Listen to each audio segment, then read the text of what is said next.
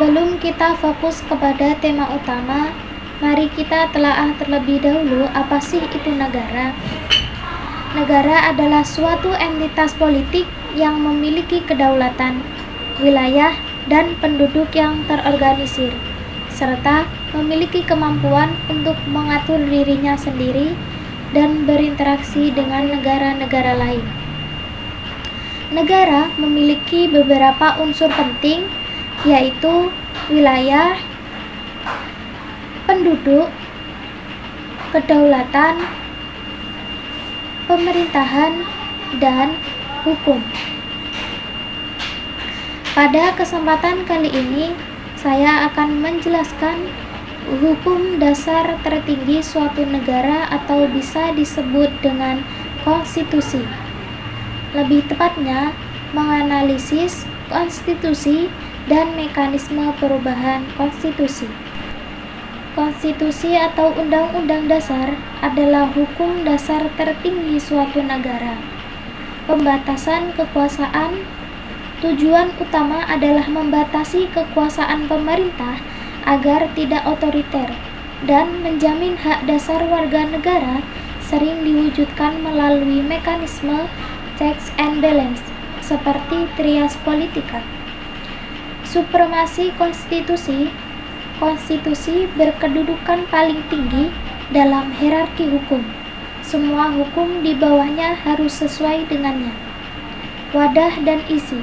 Konstitusi adalah wadah atau aturan main fundamental, sementara konstitusional adalah isi, semangat pembatasan kekuasaan demi keadilan.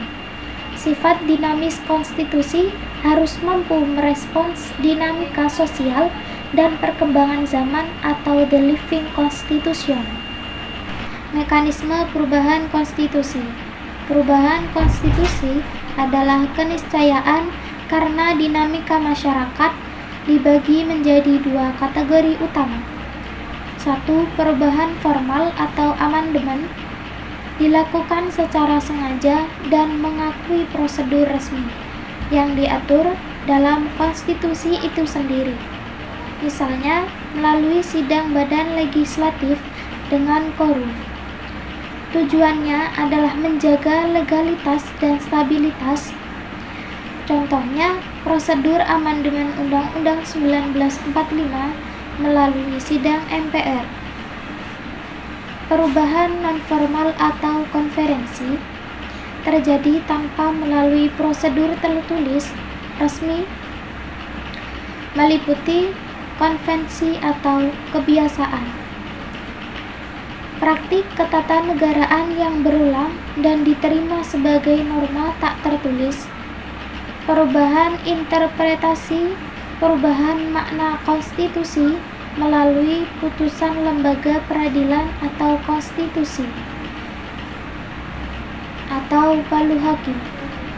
Revolusi atau kudeta, perubahan radikal yang mengganti sistem dan mungkin konstitusi secara keseluruhan. Nah, data terkini erosi pembatasan kekuasaan koalisi mayoritas di legislatif yang sangat besar atau data kursi DPR yang menyebabkan fungsi pengawasan legislatif melemah. Dominasi perubahan nonformal. Putusan Mahkamah Konstitusi dalam judicial review seringkali menciptakan norma hukum baru yang bersifat politis, melebihi sekadar menafsirkan.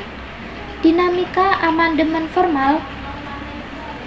Wacana amandemen atau seperti pengembalian GBHN didorong oleh kalkulasi kepentingan politik elit untuk mendapatkan kembali kendali atas kebijakan eksekutif.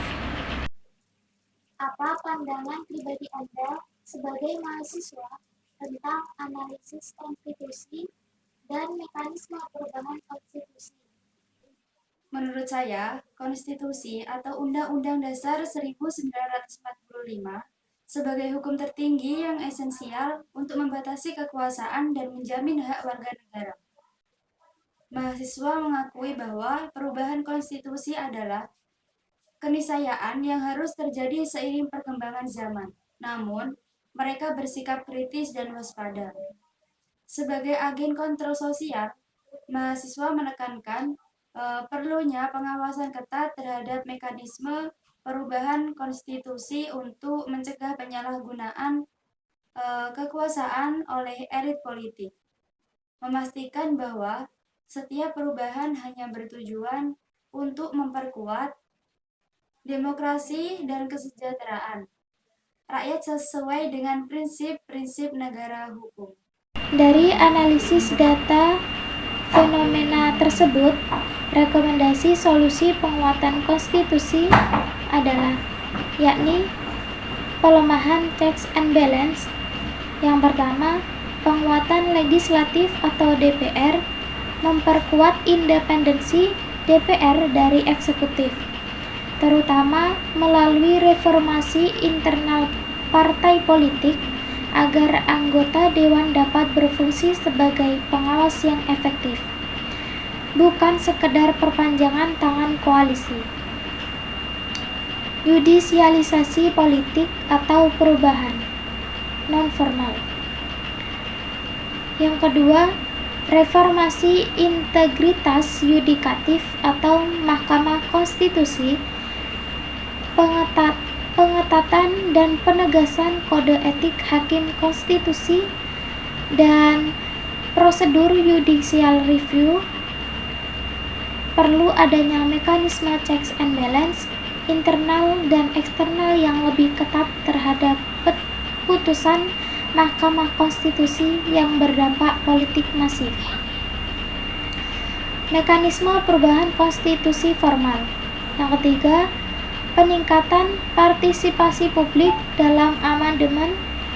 Jika amandemen Undang-Undang 1945 dilakukan atau amandemen kelima, prosesnya harus melibatkan partisipasi publik dan akademisi secara luas dan transparan, bukan hanya elit politik. Implementasi konstitusi. Yang keempat yakni penguatan budaya konstitusi, mendorong literasi publik dan penegak hukum bahwa konstitusi adalah kontrak sesuai tertinggi. Pejabat publik harus menjalankan mandatnya berdasarkan semangat pembatasan kekuasaan, bukan hanya teks hukum.